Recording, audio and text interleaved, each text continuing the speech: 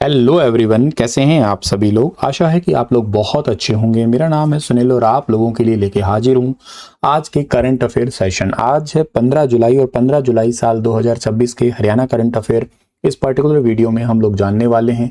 पिछले सेशन में मैंने आपसे एक सवाल पूछा था कि which of the above person have been recently nominated as a members of Haryana state commission for women. तो अभी रिसेंटली जो है ना, इसके अंदर जो अपॉइंट की गई हैं, एक तो है डॉक्टर अनुकंपा गर्ग, फर्स्ट ऑप्शन सही है। सेकंड है डॉक्टर सुनीता चौहान, ये भी ठीक है। श्रीमती भारती सैनी, ये भी ठीक है। दीपिका खन्ना इसमें नहीं है, that's why option first one is correct. Option first, second and third only, ठीक है। एक्चुअली अभी इसमें टोटल 5 मेंबर अभी अपॉइंट की गई थी 10 जून 2026 को, और इसमें अभी मेंबर 7 कर दी गई हैं। ये मैंने आपको एक separate question recent current affair session में शेयर किया था। अगर आप लोग एस्पिरेंट हैं सीईटी मेंस के, तो स्टार IQ एप्लीकेशन पे जाके आप लोग द्रोणाचार्य नाम का बैच है, इस बैच को एक्सेस कर सकते हैं। डी ग्रुप के लिए संकल्प बैच है, इसको आप एक्सेस कर सकते हैं। आपसे पहला करंट अफेयर का क्वेश्चन मैं पूछूं या आपको मैं बताऊं, तो ये सवाल होगा कि हरियाणा स्टेट रिसर्च फंड, जिसको कहते हैं हरियाणा राज्य अनुसंधान कोष, इसके संबंध में इनमें से कौन सा स्टेटमेंट ठीक रहेगा आपका। तो इसके संबंध में इसका स्टेटमेंट ठीक है कि इनकी राशि को 17.25 करोड़ रुपए है और 90 अनुसंधान परियोजनाओं को अभी हाल ही में मंजूरी दी गई है।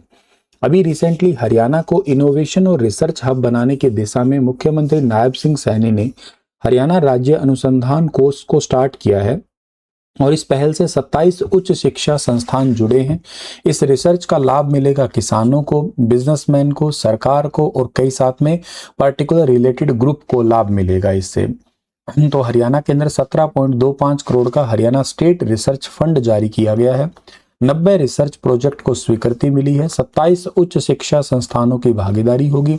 हरियाणा की जरूरतों के अनुरूप जो है ना, कृषि और जो प्रिसीजन फार्मिंग है उसमें रिसर्च किया जाएगा, कैसे उसको बेहतर किया जा सकता है, पानी को कैसे बचाया जा सकता है, ग्राउंड वाटर लेवल को कैसे अप किया जाए, क्लाइमेट चेंज हो रहा है उस पर ध्यान दिया जाएगा, हेल्थ सर्विसेज पे, आर्टिफिशियल इंटेलिजेंस पे, और के साथ साथ इंडस्ट्रियल इनोवेशन के अंदर स्किल डेवलपमेंट पे। इसके अलावा जो रूरल डेवलपमेंट स्कीम है, इसके अलावा होता है समावेशी शिक्षा, सभी के लिए जो है ना एजुकेशन इक्वली मिले।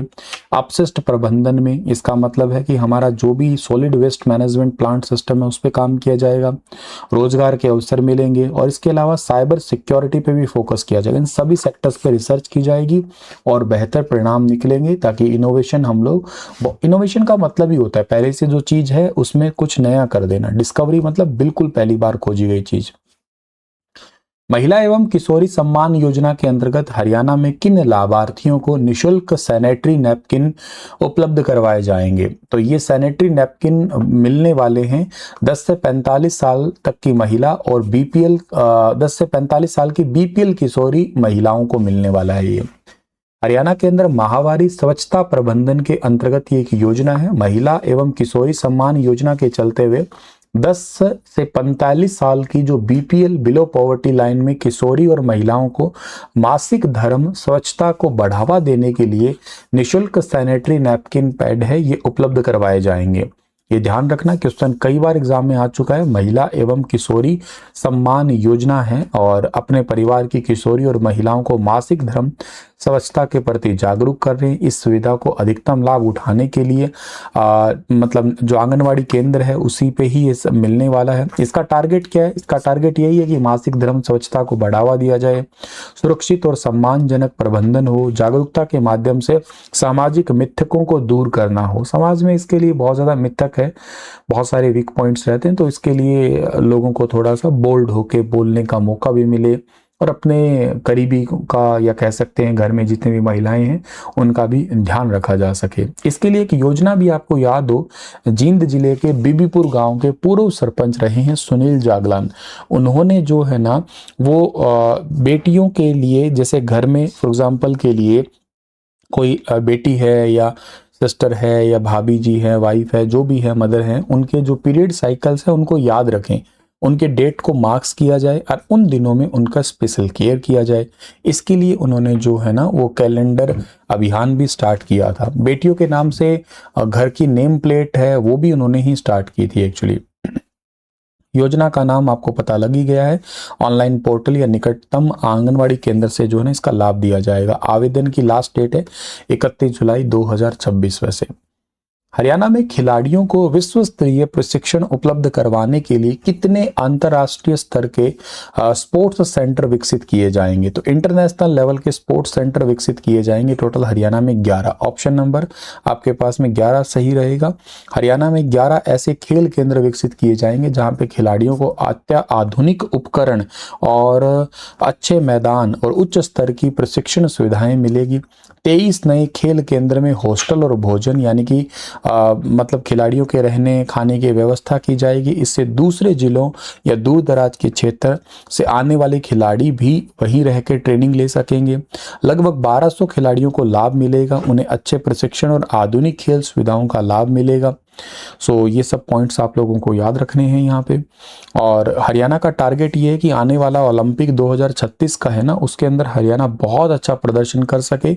36 मेडल लाने के हमारे टारगेट इस बार का टारगेट है ये कि 2036 के ओलंपिक में 36 तो एटलीस्ट मेडल लाएं हम लोग।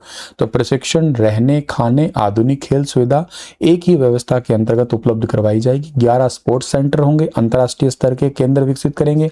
23 खेल केंद्र होंगे, यहाँ खिलाड़ियों के रहने और भोजन की सुविधा होगी और 1200 खिलाड़ी विश्व स्तरीय प्रशिक्षण का लाभ उठा पाएंगे। यहाँ पे हरियाणा के किस जिले में राज्य का पहला किसान नहरी पानी सहायता केंद्र स्थापित किया गया है?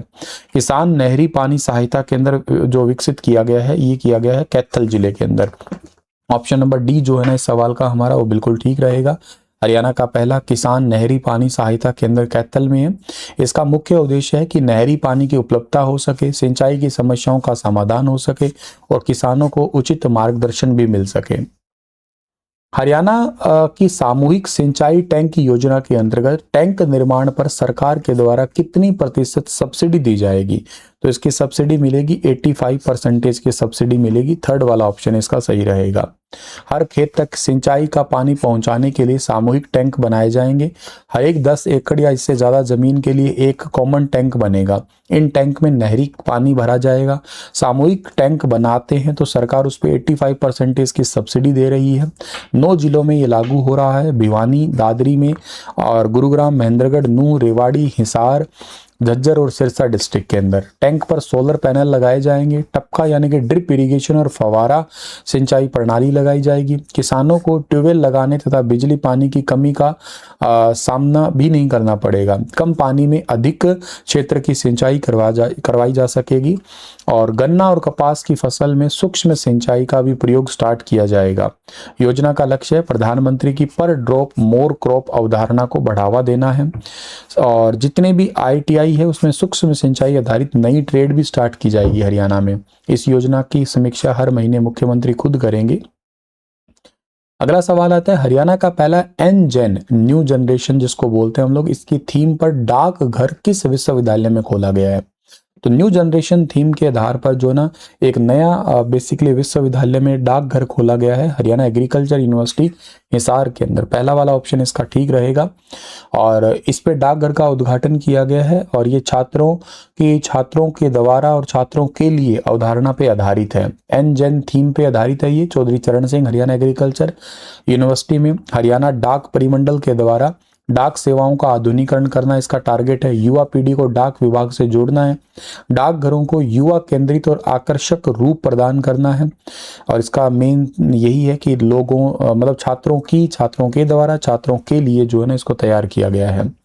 डाकघर का उद्घाटन तो किसने किया? प्रोफेसर बलदेव राज कंबोज ने किया है। इसके मुख्य अतिथि प्रोफेसर बलदेव राज कंबोज ही थे और डाकघर परिमंडल के चीफ थे हरियाणा के सचिन किशोर भी यहाँ पे थे और हिसार डाकघर मंडल के अधीक्षक थे अनिल कुमार रोज। हरियाणा के किन जिलों में ऑटोनॉमस AI डिजिटल कॉलेज बनने वाले हैं? तो AI डिजिटल कॉलेज बनने वाले हैं पंचकुला और गुरुग्राम में। थर्ड वाला ऑप्शन इसका सही रहेगा। और उच्च शिक्षा के अंतर्राष्ट्रीयकरण को बढ़ावा देने के लिए राज्य के शिक्षण संस्थानों को राष्ट्रीय संस्थागत रैंकिंग फ्रेमवर्क जो है ना इसके चलते हुए नेशनल इंस्टीट्यूशनल रैंकिंग फ्रेमवर्क के टॉप 150 इंस्टीट्यूट में शामिल करने का टारगेट रखा है और ऑटोनॉमस AI डिजिटल कॉलेज स्थापित करने की घोषणा की गई है। एक हरियाणा में अव्वल बालिका योजना भी है, ध्यान रखना। इसके चलते हुए जो इंटेलिजेंट बच्चियां हैं उनको स्कूटी उपलब्ध करवाई जाएगी सरकार की तरफ से। आज का सेशन इतना ही है। आप लोगों के लिए सवाल दे रहा हूं मैं। Consider the following district of Haryana. इनमें से आपको बताना है कि कौन सा ऐसा डिस्ट्रिक्ट है जो 1 नवंबर 1966 को बने हैं या कौन से नहीं बने हैं, आपको बताना है इसके बारे में। आज का सेशन कैसा लगा बताना जरूर आप लोग यहाँ पे, ठीक है ना। थैंक यू, सभी को राधे राधे।